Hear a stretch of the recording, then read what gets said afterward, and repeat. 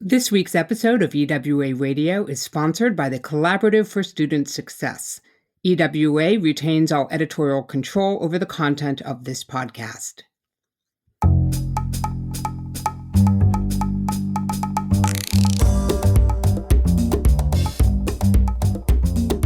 This is EWA Radio, the official podcast of the Education Writers Association, and I'm public editor Emily Richmond.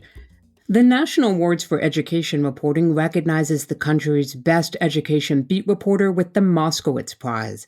This year's recipient is Mike Hixenbaugh of NBC News.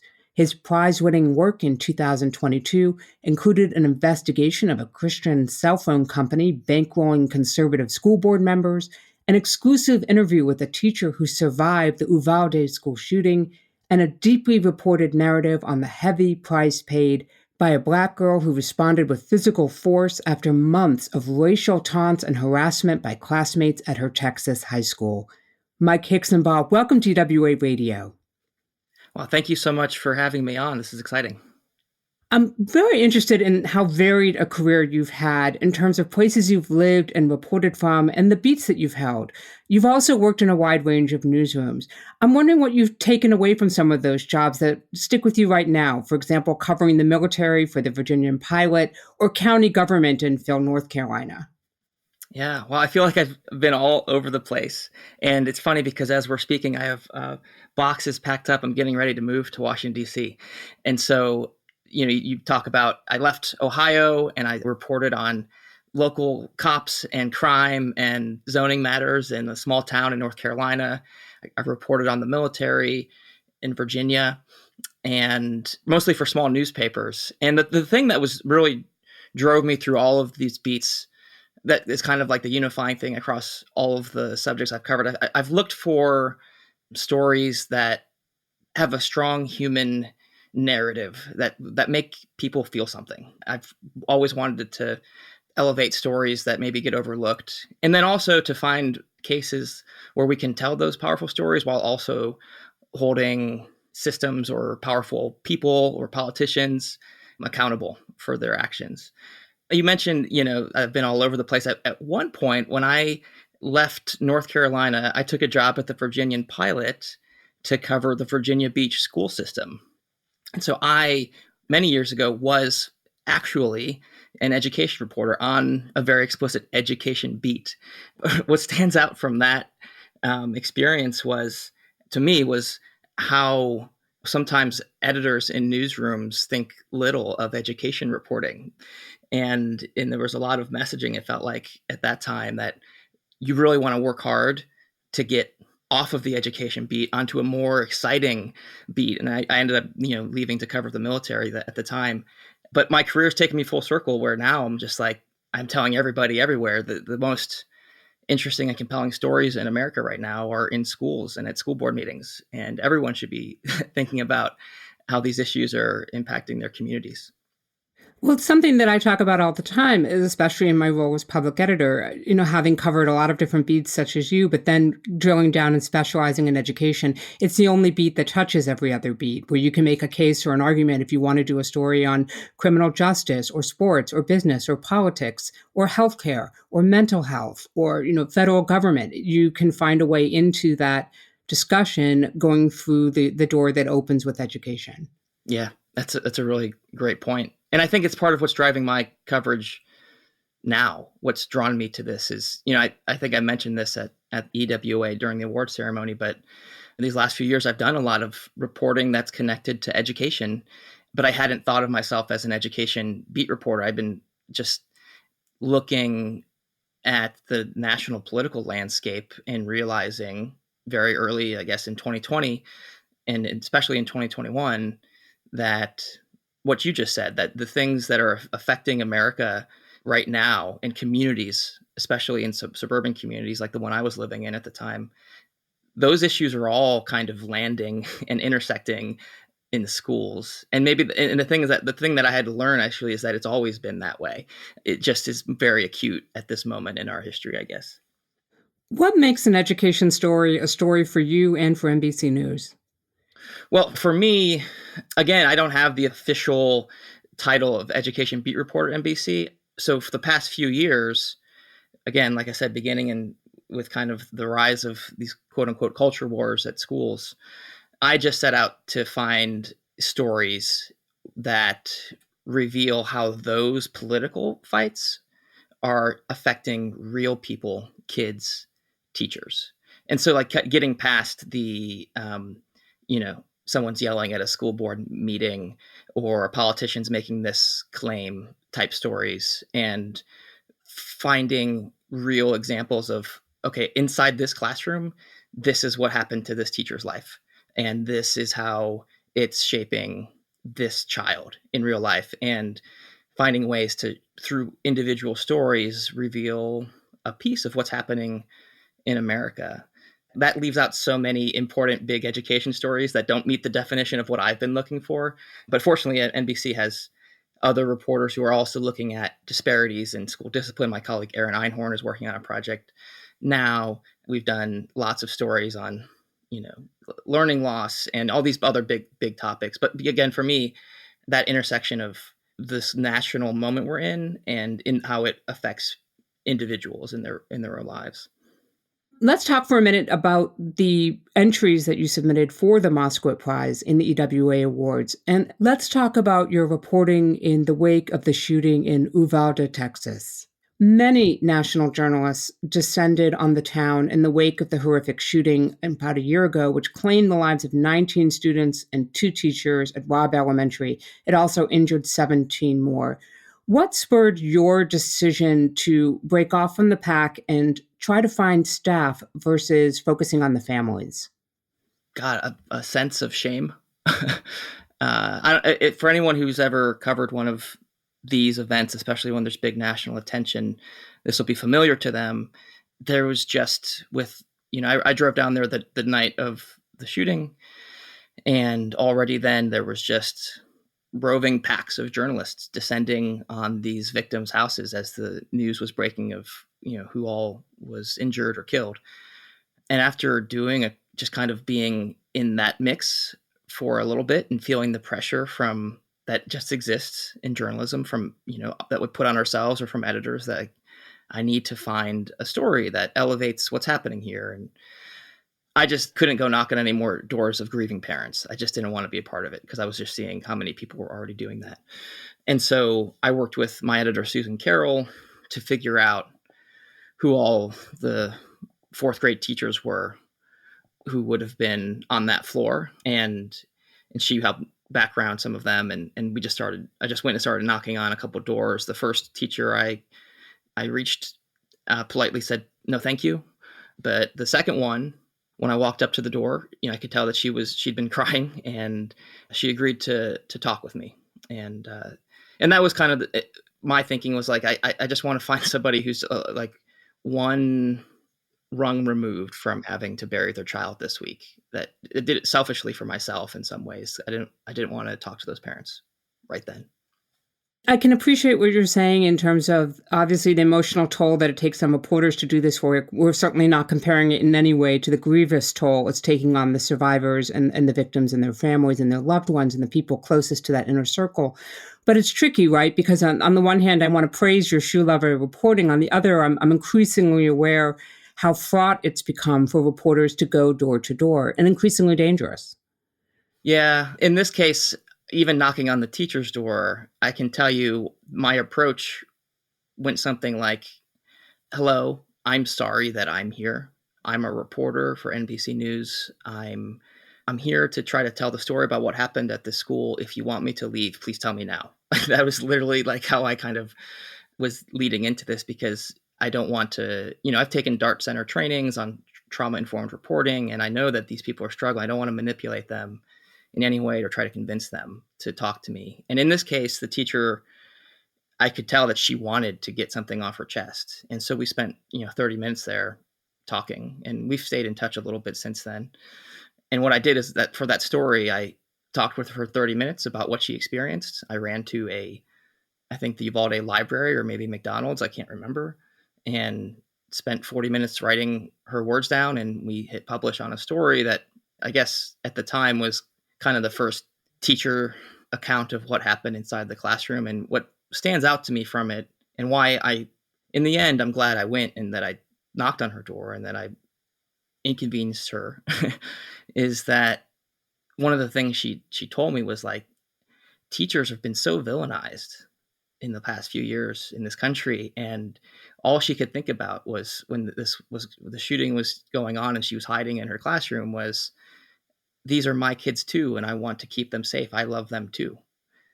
So it's like in this moment of where sometimes there's like, we're in this parents' rights versus teachers moment, and it's teachers aren't against parents or against kids. A lot of them just really, really love kids, and when there's bullets flying, they're the ones shielding them. So I'm glad we knocked, even though it was hard.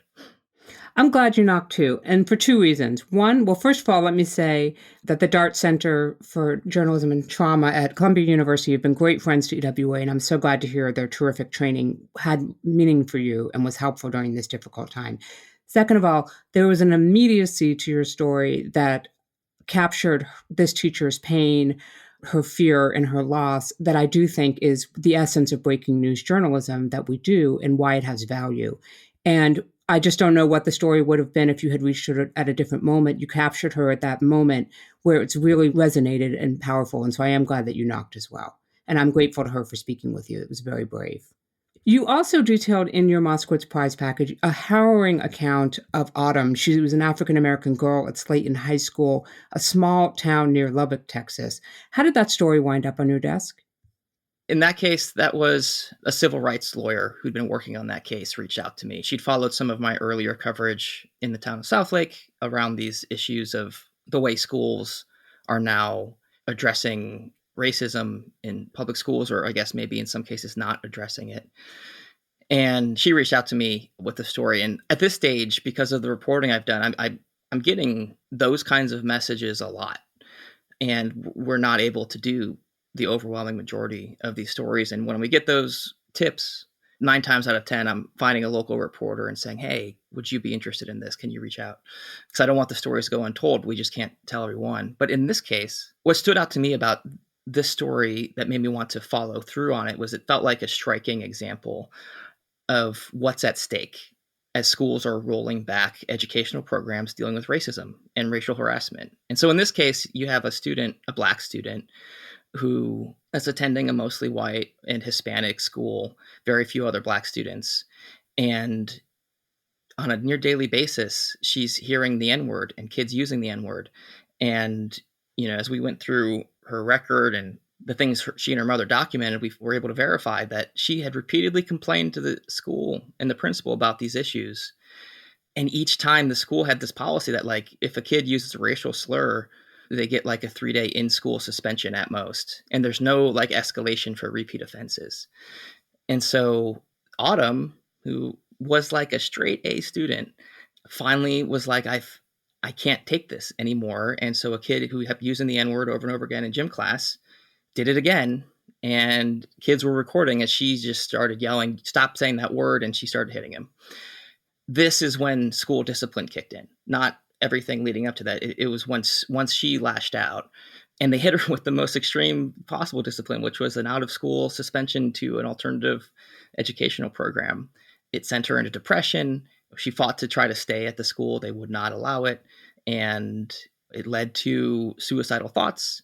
And for a period, it looked like the student who was hopefully trying to become a valedictorian of the school district, it looked like maybe she wouldn't graduate. And so when I heard all of that, here's the cost. Here's the cost of when we don't educate kids and tell them what's right and what's wrong and set rules that say, like, hey, racial slurs and this type of racial harassment has a serious harm. And we reported that out. And in the aftermath, the school district changed their rules so that a second instance of racial slur would lead to an out-of-school suspension, and it would increase from there. You often talk to people who are under tremendous pressure and stress, and sometimes on the darkest days of their lives. How do you quickly build trust, especially with sources who are younger, such as Autumn? Well, sometimes you just can't do it quickly, is what the lesson was with Autumn, who was just a great kid, by the way. I will say that she did end up graduating. She took some online courses and has really rebounded, and I think it's really fantastic. But at first, she was really uneasy about talking. You work through a trusted adult, in this case, her lawyer and her parents, And I had to have multiple Zoom meetings with Autumn to get her warmed up to the idea of talking on the record. And eventually we did go and visit Lubbock, but had to be patient. And one of the things, this is hard. One of the things I did on the first call was to make clear to Autumn that this is your story and it's up to you if you want to tell it. No manipulation, no pressure. Same as with that teacher, like to make it clear, like if you're not up for this, then that's okay. And you're in control. That maybe is not the most persuasive approach. And at first she kind of veered away from talking to us, but in the end she came around. We're talking with Mike Hixenbaugh of NBC News about his prize-winning reporting on the education beat. Don't miss an episode of EWA Radio. You never have to. You can find us on your favorite podcast app.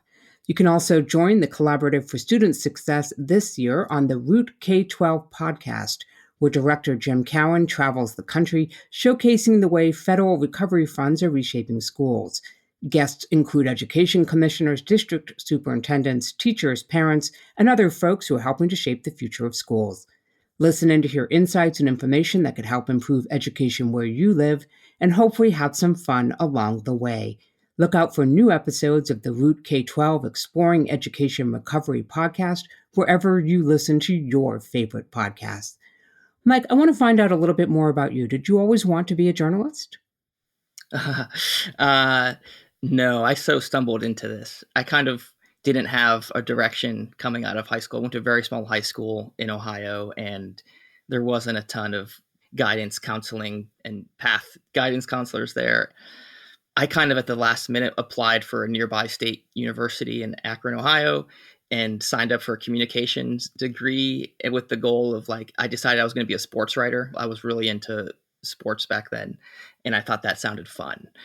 So not, super clear direction outlined there. But while I was a student, I worked at the student paper and hated covering sports. I realized that it was not as much fun to go to a football game and then hang around for an hour afterward waiting to talk with, sweaty college guys an hour after my friends have all gone to the bar. So I quit that, but I really got into news reporting and feature reporting. And through the work at the student paper, was able to get a job at a very small newspaper in Northeast Ohio, the Ravenna Record Courier. And my career path is very much I think dated, even though it was just, I graduated in 2007. It feels like it's not so much a viable path. I worked at a lot of small newspapers and learned a lot. Basically, I went to college at the Record Courier in Ravenna and the Rocky Mount Telegram in North Carolina, the Fayetteville Observer. That's where I learned the craft of journalism, kind of on the fly. One of your best-known projects was the Southlake podcast, which you did with reporter Antonia Hilton. How did your approach change when you're reporting for an audio project? It changes in that I'm thinking about, when I'm working on a written story, especially if I'm trying to write kind of a narrative story, I can get a lot of what I need just by asking really good questions. If I'm trying to recreate a scene, I can, through interview questions, get someone to describe it for me, describe what they're thinking, share old records or photographs, share old text messages. And with an audio project, I've learned that you can use those things and you can narrate to tell those stories, but what you really want is to be there and to immerse people in a scene, that in a moment that's really happening. And so it's just thinking in those terms and looking for moments to be in people's lives with the recorder running. And then one of the things that I think really helped us in Southlake, and then in the new podcast series we're working on, that's kind of a spinoff from Southlake. It's called Grapevine and should be out this fall. We've been very fortunate to find that a lot of kids and teachers also these days are they're recording all kinds of stuff on their phones. They carry their phones everywhere. And if we weren't there for a moment, we've been able to recreate these really compelling scenes by asking, hey, do you have any recordings that might be interesting to us? That's fascinating. So you're turning them into essentially mini correspondents on their own lives.